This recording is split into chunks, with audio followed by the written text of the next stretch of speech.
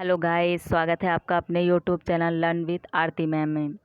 मैं आज आपके लिए लेके आई हूँ ह्यूमन साइंस या ह्यूमन हेल्थ का जो है इम्पॉर्टेंट फैक्ट, जो आपके लिए बहुत ही ज़्यादा इम्पॉर्टेंट होने वाला है।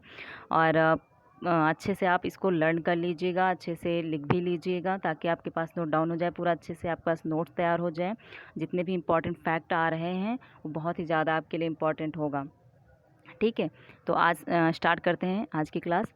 अंतर कोशिकीय पाचन प्रणाली उपलब्ध कराता है लाइसोसोम। ठीक है, अंतर कोशिकीय पाचन प्रणाली उपलब्ध कराता है लाइसोसोम। स्वयं प्रतिलिपिकारी है माइटोकॉन्ड्रिया, अर्थात कि अपनी ही प्रतिलिपि ये तैयार कर लेता है। ठीक है, स्वयं प्रतिलिपिकारी है माइटोकॉन्ड्रिया, अपनी प्रतिलिपि तैयार कर लेता है। कीटाणु कोशिकाएं जिस प्रक्रिया द्वारा बनती हैं उन्हें मियोसिस कहते हैं। कीटाणु कोशिकाएं जिस प्रक्रिया द्वारा बनती हैं उन्हें मियोसिस कहते हैं। सुसाइडल बैग लाइसोसोम को कहते हैं। मैंने आपको कोशिका में पढ़ाया था कि इसे एटम बम भी कहते हैं, आत्महत्या की थैली भी कहते हैं। ठीक है, तो कोशिका अगर आपने नहीं पढ़ा है तो उसको भी अच्छे से चैप्टर पढ़ लीजिएगा, काफ़ी इंपॉर्टेंट है उसमें। सिर्फ आपके टीजीटी पीजीटी की नहीं, अदर भी उसकी चीज़ों के लिए, क्योंकि साइंस जहाँ भी आती है उस चीज़ों के लिए भी काफ़ी इम्पॉर्टेंट है। तो सुसाइडल बैग किसे कहते हैं? लाइसोसोम को। ठीक है, और इलेक्ट्रोमायोग्राफी मापता है। इलेक्ट्रोमायोग्राफी मापता है मांसपेशियों के बीच के इलेक्ट्रिक फिनोमिना को। सीधे क्वेश्चन फैक्ट में ही आ जाते हैं कि सुसाइडल बैग किसे कहते हैं, लाइसोसोम, या एटम किसे कहते हैं, तो लाइसोसोम हो गया। इलेक्ट्रोमायोग्राफी मापता है तो ये मांसपेशियों के बीच के इलेक्ट्रिक फिनोमिना को मापता है। ठीक है, और ये सीधे फैक्ट में ही क्वेश्चन आते हैं इस तरह के। तो पेशी जो तनाव या टेटनी नामक जो रोग हो जाता है तो वो कैल्शियम स्तर कम कर देता है। ठीक है, कैल्शियम स्तर कम होने की वजह से जो है हमें टेटनी नामक रोग हो जाता है, यानी पेशी तनाव जो होता है। HDL संश्लेषित और स्रावित किया जाता है। किसके द्वारा किया जाता है HDL?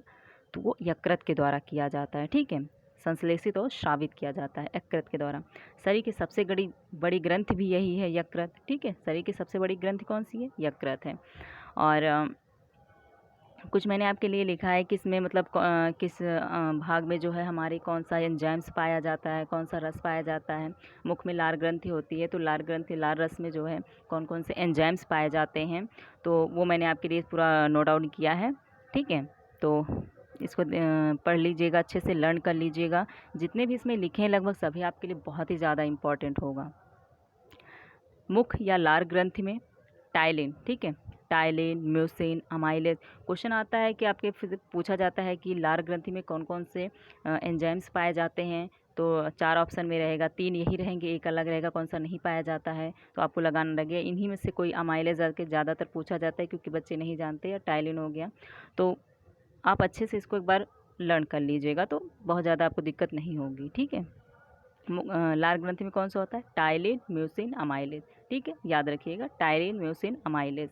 और अमाशय या जठर ग्रंथि में ये बहुत ज़्यादा पूछा जाता है, पेप्सिन और रेनिन। ठीक है, अमाशय या जठर ग्रंथि, जठर रस में जो होता है तो ये पेप्सिन या रेनिन पाया जाता है, जो कि पेप्सिन प्रोटीन में पाया जाता है। और यकृत, यकृत में पित्तरस होता है। ठीक है, यकृत में पित्तरस होता है।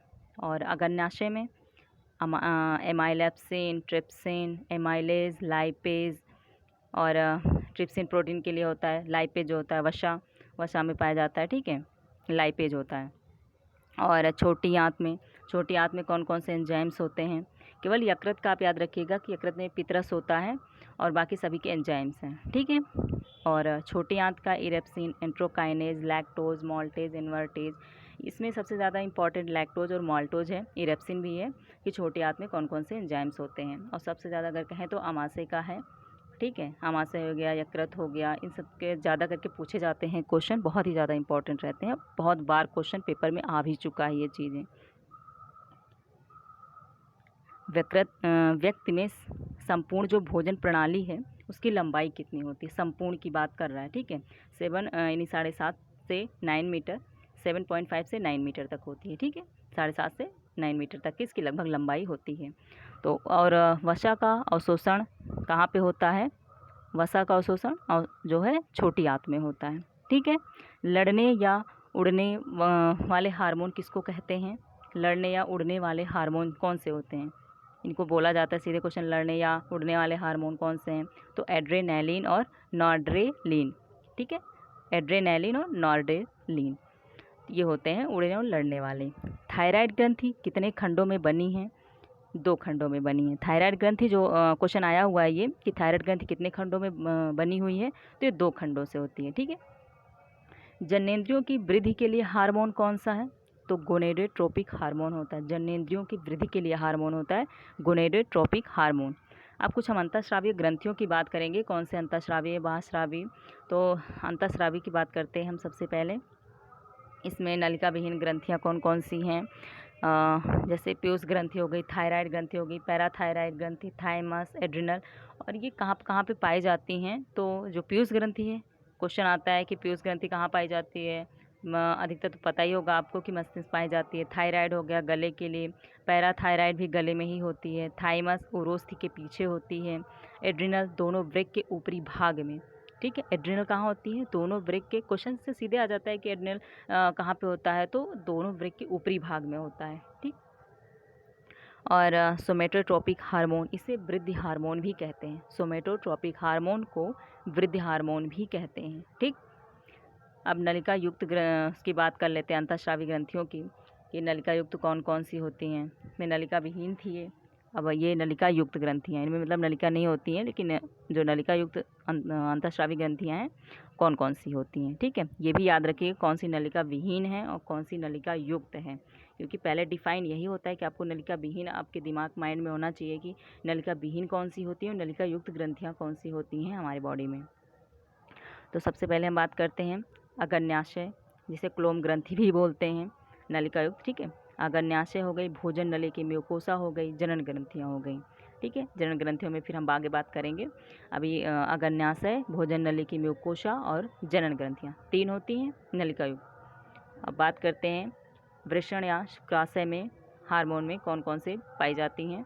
तो इसमें हार्मोन कौन से होते हैं? तो एंड्रोस्टेरॉन और टेस्टोस्टेरॉन। ठीक है। वृषण शुक्राशय में पुरुष में कौन कौन से हार्मोन पाए जाते हैं? तो एंड्रोस्टेरॉन और टेस्टोस्टेरॉन, ये हार्मोन पाए जाते हैं। ठीक है। और अब महिलाओं की बात कर लें कि अंडाशय डिम्ब में कौन कौन से हार्मोन पाए जाते हैं। तो ये क्वेश्चन आ चुका है कि महिलाओं में कौन से हार्मोन पाए जाते हैं। एक अलग हार्मोन दे दिया जाता है, और नहीं करके क्वेश्चन पूछ लिया जाता है कौन सा नहीं पाया जाता। तो बहुत से बच्चों को नहीं पता होता है कि कौन सा पाया जाता है, कौन सा नहीं पाया जाता है। अधिकतर एस्ट्रोजन पता होता है लगभग कि कौन सा पाया जाता है, लेकिन प्रोजेस्टेरॉन और रिलैक्सिन नहीं पता होता है। तो ये तीनों लगभग अंडाशय और डिम्ब में ही पाए जाते हैं, नहीं महिलाओं में ही पाए जाते हैं हार्मोन। ठीक है। पुरुषों में 2 और महिलाओं में ये 3 होते हैं, एस्ट्रोजन, प्रोजेस्टेरॉन, रिलैक्सिन। तीनों हार्मोन महिलाओं में पाए जाते हैं। और अब बात करते हैं कि हृदय की धड़कन या रक्त के बहाव की दर को बढ़ाता है। कौन जो है हृदय की धड़कन और रक्त के बहाव की दर को बढ़ाता है? तो एड्रेनेलिन, कार्टिसोन, नॉरेड्रिलिन, ये तीनों जो हैं, ये तीनों ही जो है रक्त के बहाव की दर को बढ़ाते हैं, धड़कन की। और जितना भी मैं आपको लिखवा रही हूँ इंपॉर्टेंट फैक्ट के तहत, ये बहुत ही ज़्यादा इंपॉर्टेंट है। तो मैं बार बार यही कहती हूँ आपसे कि अच्छे से आप लर्न कर लीजिएगा, क्योंकि आपके क्वेश्चन में आपने पढ़ा, अच्छे से तैयार भी किया होगा, पर एक शॉर्ट नोट भी आपके लिए बहुत ज़रूरी होता है। तो मैं शॉर्ट नोट भी आपके लिए पूरी प्रोवाइड करवा रही हूँ अच्छे से, ताकि आप पूरा विस्तृत तो पढ़ें ही, शॉर्ट भी अच्छे से लर्न करते हुए चलें, क्योंकि लॉन्ग के चक्कर में हम शॉर्ट भी भूल जाते हैं। तो आपको अच्छे से लर्न हो, इसलिए भी मैं शॉर्ट नोट लेके आती हूँ, और लॉन्ग की तो आपको समझ अच्छे से होनी ही चाहिए। ठीक है। रक्त में कुल कोलेस्ट्रॉल कितना होता है? 200 से 240 mg तक का होता है। रक्त में ये कुल कोलेस्ट्रॉल है, 200 से 240 mg होता है। ठीक है। शरीर का संतुलन नियंत्रित होता है अनुमस्तिष्क से। मतलब शरीर का जो संतुलन, मतलब हमारी पूरी बॉडी का संतुलन जो नियंत्रित करता है, कौन करता है? अनुमस्तिष्क द्वारा, यानी सेरिबेलम इसको बोलते हैं, सेरिबेलम बोलते हैं, ये याद रखिएगा, सेरिबेलम बोलते हैं। ठीक है। और मस्तिष्क का सबसे बड़ा भाग जो होता है वो सेरिब्रम होता है। सेरिबेलम था जिससे शरीर का संतुलन होता था, लेकिन जो मस्तिष्क का जो सबसे बड़ा भाग होता है सेरिब्रम। यहाँ बच्चे बहुत कंफ्यूज होते हैं सेरिबेलम और सेरिब्रम में। तो आप याद रखिएगा, सेरिबेलम जो होता है ये पूरी बॉडी यानी शरीर का संतुलन नियंत्रित करता है, और मस्तिष्क का जो सबसे बड़ा भाग होता है वो सेरिब्रम यानी प्रमस्तिष्क द्वारा होता है। ठीक है। प्रमस्तिष्क वो अनुमस्तिष्क था जो संतुलन नियंत्रित करता है। मस्तिष्क का सबसे बड़ा भाग सेरिब्रम होता है। और मस्तिष्क की तीनों झिल्लियों को संयुक्त रूप से क्या कहा जाता है? मतलब मस्तिष्क जो तीनों झिल्लियाँ होती हैं उसको संयुक्त रूप से हम क्या कहते हैं? तो मेनिनडीज कहते हैं, मेनिनडीज कहते हैं। ठीक है। मस्तिष्क की तीनों झिल्लियों को संयुक्त रूप से मेनिनडीज कहते हैं। अब हम कुछ दिवस याद कर लेते हैं, डे की कौन कब मनाया जाता है। तो मानव अधिकार दिवस 10 दिसंबर को, विश्व रेड क्रॉस दिवस 8 मई को, विश्व एड्स दिवस 1 दिसंबर को।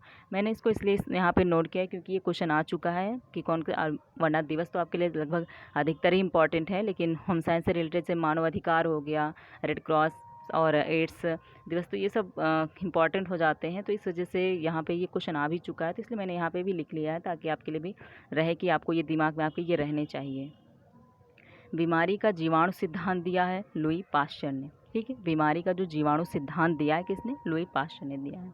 एड्स का पहला रिकॉर्डेड मामला जो आया था वो कहाँ आया था? 1956 यानी कांगो में आया था। वहाँ पे रिकॉर्ड मतलब सबसे पहले रिकॉर्ड किया गया था मामला एड्स का, वहाँ पे आया था। और भारत में 1986 यानी चेन्नई में आया था। ठीक है, सबसे पहला मामला भारत में अगर बात करें तो 1986 चेन्नई में आया था। ये क्वेश्चन बहुत कम पूछा जाता है, लेकिन फिर भी आपके लिए जानकारी के लिए आपको इतना होना चाहिए कि मतलब सबसे पहले कहाँ पे एड्स का मिला, क्योंकि एक पूरा चैप्टर लगभग एड्स के बारे में है कि जो है उसकी पूरी डिटेल बताई गई है उसमें अच्छे से। तो आपको कम से कम इतना तो होना ही चाहिए कि रिकॉर्डेड मामला 1956 कांगो, भारत में 1986।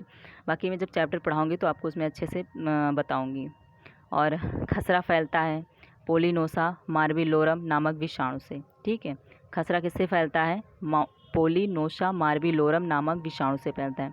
चेचक के जीवाणु को वेरियोला वायरस कहते हैं। चेचक के जीवाणु को वेरियोला वायरस कहते हैं। ठीक है, तो गाइज़ ये था आपके लिए काफ़ी इम्पॉर्टेंट फैक्ट था, जो कि बहुत ही ज़्यादा इम्पॉर्टेंट है। और इसमें क्वेश्चन भी लगभग आए हुए भी हैं, जो मैंने शॉर्ट किया इसमें करके लिखा है, आपके लिए काफ़ी इम्पॉर्टेंट होगा। और आप अच्छे से तैयार करते रहिए, बस हमारी यही कोशिश है, ताकि आपकी बार जब भी वैकेंसी आए तो आपका लगभग चीज़ें तैयार हो सकता है आप अच्छे से पढ़ भी रहे होंगे और कहीं ना कहीं कोचिंग भी कर रहे होंगे। अगर कर रहे हैं तो आप अच्छी बात है, लेकिन आप ये भी जो है शॉर्ट नोट के रूप में आप अच्छे से तैयार करते रहिएगा और अच्छे से लर्न भी करते रहिएगा। वैकेंसी जब भी आए आपका हर चीज़ तैयार होना चाहिए और अच्छे से सिलेबस पूरा कंप्लीट भी हो जाना चाहिए। ठीक है, ओके गाइस, थैंक यू।